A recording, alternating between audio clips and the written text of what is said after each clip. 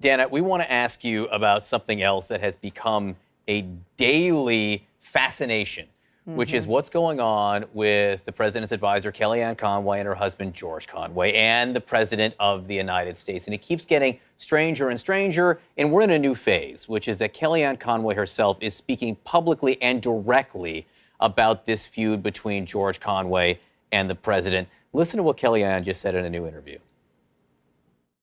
My husband also has been very critical of the president publicly, which is unlike him, just because he's traditionally been a very private person. In 2016, which was known as the year of the tweet, George Conway sent exactly 0 tweets. So this is new. And what also is new is not supporting the agenda of the president and my work there.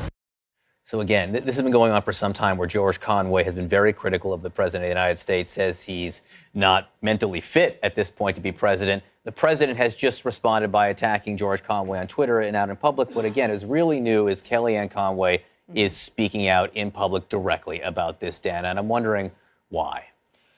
She doesn't have a choice.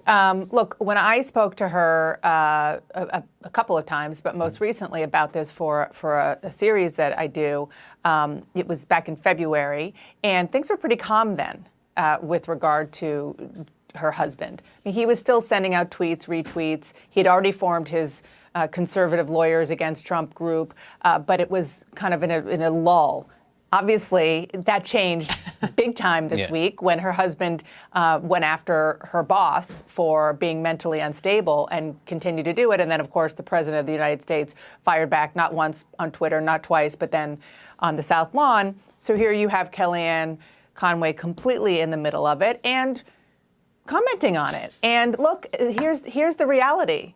When they all talk about it, and it is a very, very unusual, even unprecedented situation, we discuss. I will tell you on the substance of what she said, guys, she's right. I did a piece on Kellyanne Conway in the fall of 2016. Went to her house in New Jersey. She was the campaign manager for Donald Trump, the first woman to ever be a campaign manager for a major Republican candidate.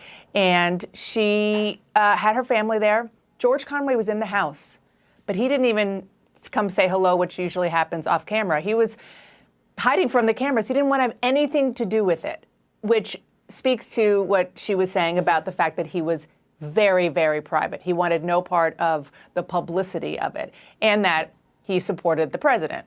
She, in my interview, talked about the fact that on election night he was wearing his MAGA hat and he was all gung-ho, and things changed. And things obviously changed in a very dramatic way in terms of his position, but also the way that he wanted to express it. And we're all seeing it play out in a pretty, again, unprecedented and unfortunate way.